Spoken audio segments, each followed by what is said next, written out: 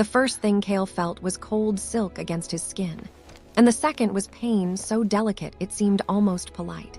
It lived in his ribs like a thin, cracked bell, ringing with every breath, while sunlight filtered through tall blue glass and painted the room in shards of color. He did not know where he was, only that the ceiling above him held carved constellations, and that his own body felt wrong in ways armor could not explain. His hands were too narrow. His chest was shallow. His pulse moved with a timid weakness that made his old warrior instincts recoil in disgust.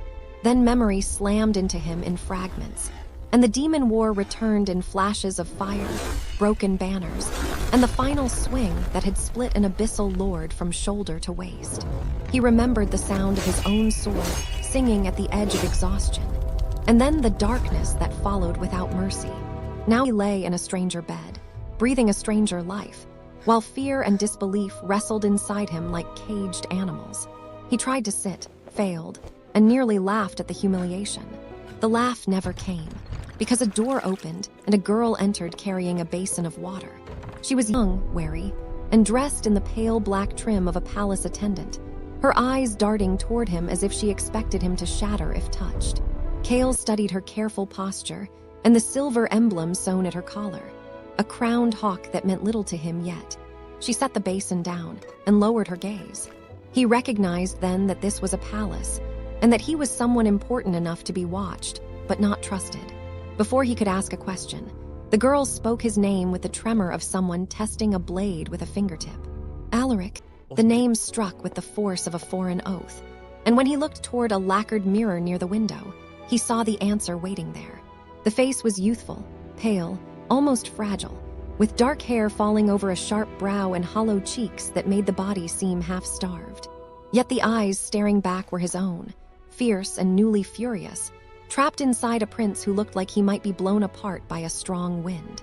Kale sat very still while the room adjusted around him, because panic would help no one, and because he had survived too much to be crushed by confusion. If this was another life, then he would learn its shape.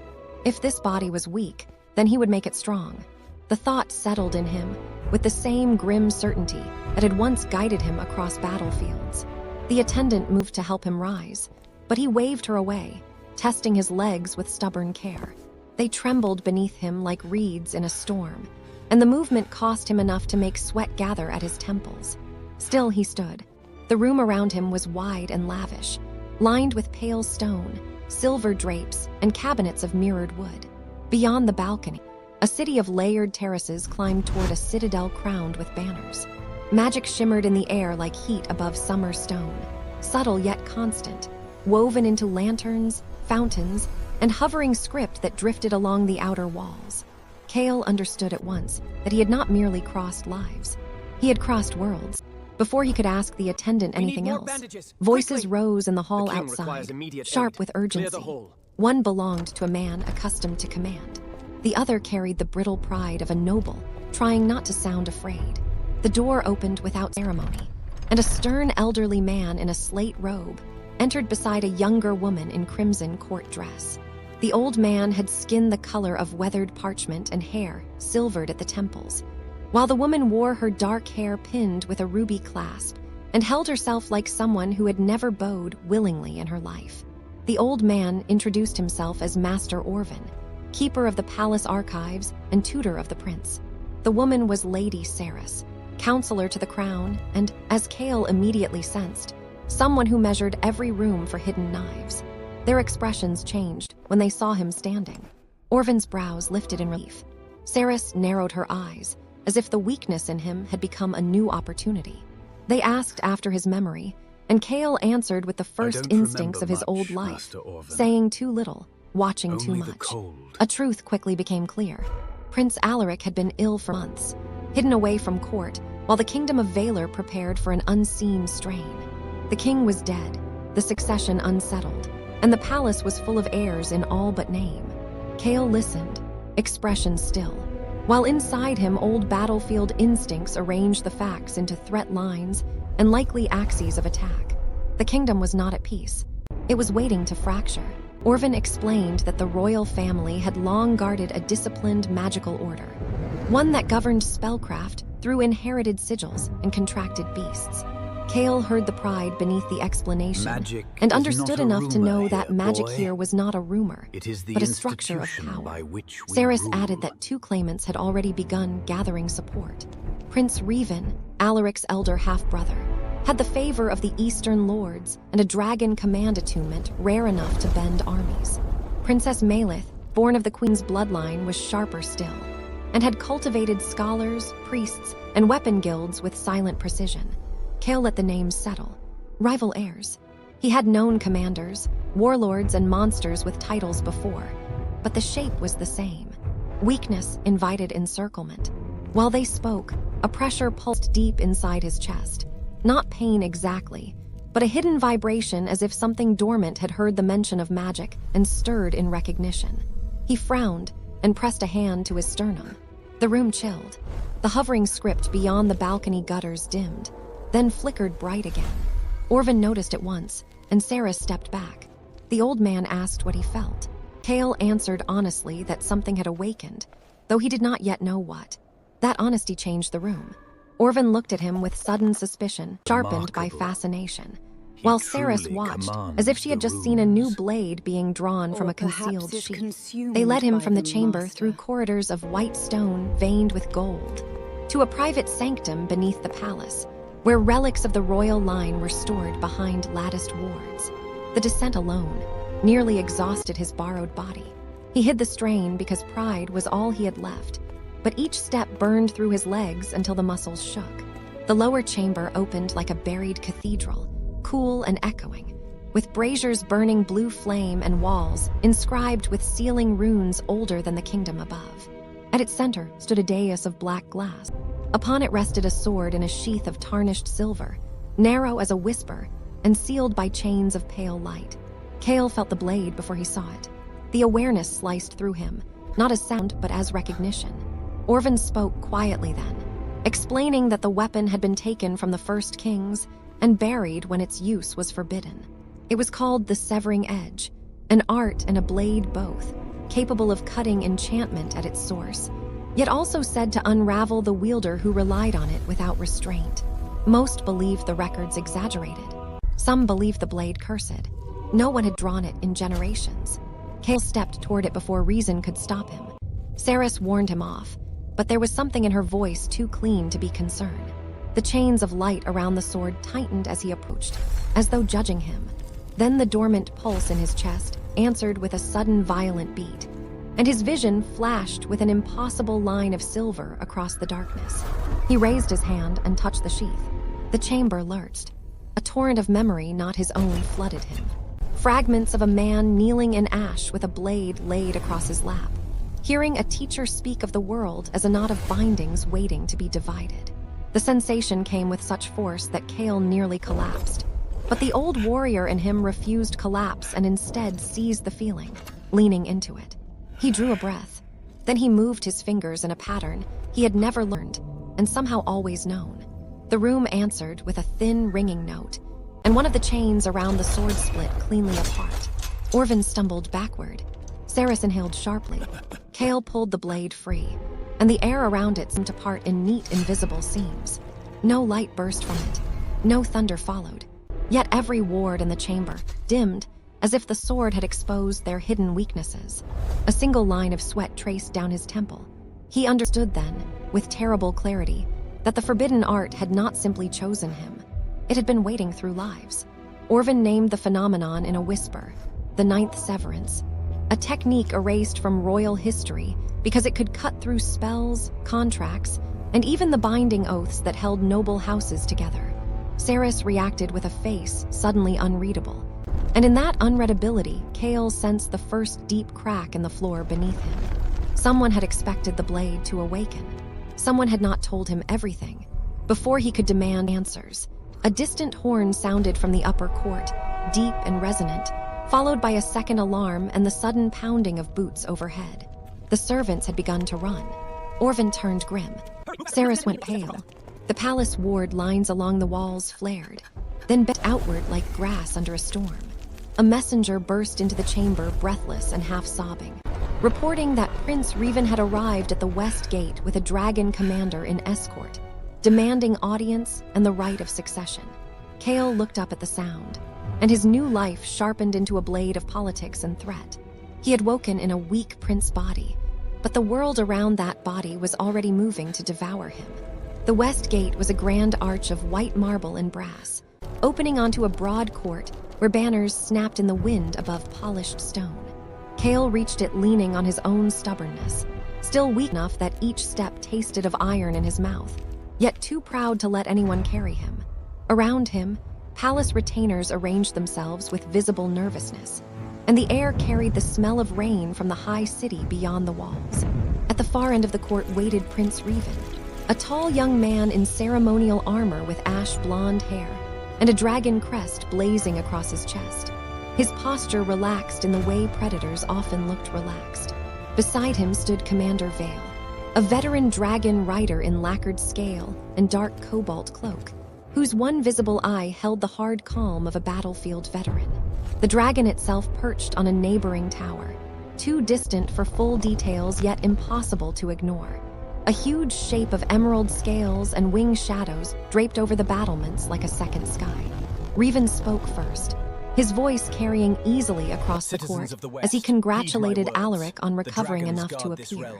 The words were polite, but every syllable carried the faint crush of boot on throat. He claimed concern for the unity of the realm, then subtly invoked the king dead, the lords restless, and the need for a stronger hand. Kale listened without blinking. He had heard threats dressed as courtesy before. What mattered was the dragon commander.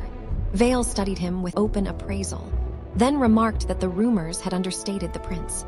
That line made Kale suspect he was being tested. Around them, courtiers watched from balconies and arches.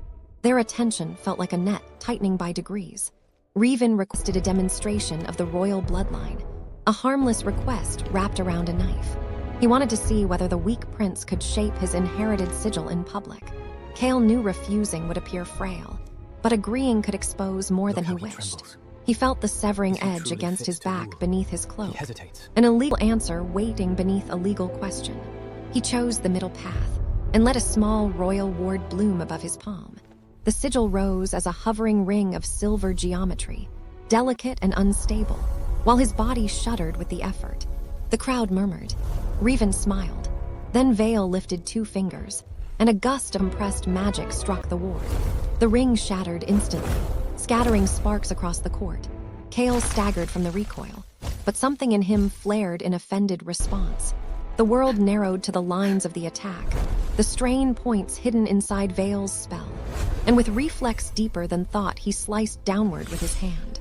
No blade was visible, yet the air split in a narrow silver line. The shattered ward fragments fell away, and Vale's pressure spell unstitched itself in a breath. Silence landed hard across the court. Even the dragon above shifted with a low, distant rumble. Kale stood braced on trembling legs, staring at his own hand, a sensation between horror and exhilaration. Reborn's smile vanished. Vale's visible eye sharpened. Orvin, watching from the side stairs, looked both vindicated and afraid. That evening, after the court dispersed into whispers, Orvin took Kale to the palace training halls hidden beneath the Western Library. The hall was built in a ring around a sunken sparring floor, with weighted chains hanging from the rafters and practice weapons aligned on every wall. The hall smelled of chalk dust, oiled steel, and old sweat trapped in stone.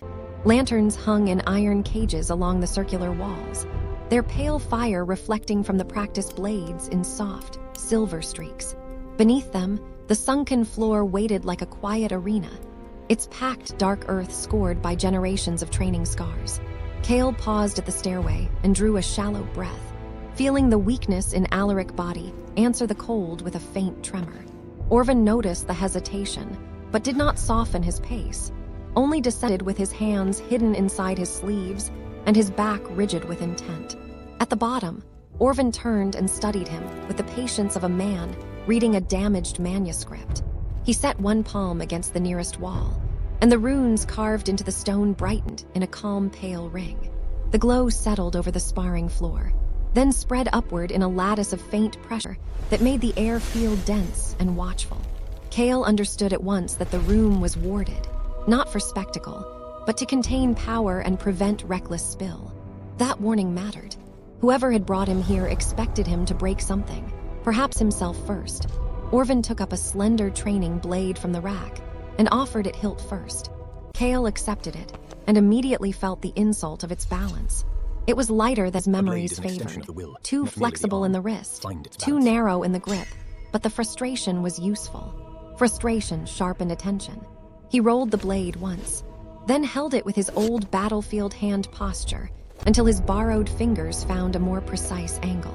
Orvin watched that correction with a flicker of approval. "This is not a duel," Orvin said quietly. "This is the beginning of survival." The words carried more burden than instruction. Kale had heard soldiers speak the same way before charging ruined walls, and he recognized the tone of a teacher trying to hide fear beneath discipline. He nodded once, then stepped onto the earth and let the hall narrow around his focus. Orvin began with breath, not the shallow breathing Alaric body had grown used to. Slow, measured inhales that drew the ribs outward and anchored the spine. Kale copied him, and the first attempt burned. The second steadied. By the third, he could feel a thin current running beneath the pain in his chest, as if the body had been starved of pattern rather than strength. Orvin explained that every Sigillin Veiler responded to harmony of pulse, breath, and will. The royal line did not simply command magic. It persuaded it into shape through inherited resonance. Kale listened, and the explanation woke another memory of battle drills in another world, where exhausted recruits had been forced to master stance until fear became motion. He raised the blade. Orvin crossed the floor with deliberate slowness and struck once. The blow was not hard, but it cut cleanly through Kale's guard and slapped the flat of the practiced blade against his shoulder. The sting lit his nerves. Kale stepped back too late, then reset, jaw tightening. Orvin struck again, this time at the wrist, and Kale barely blocked. The impact rattled his arm to the elbow. He gritted his teeth and forced his stance lower, letting the pain become information rather than insult. The next exchange lasted longer.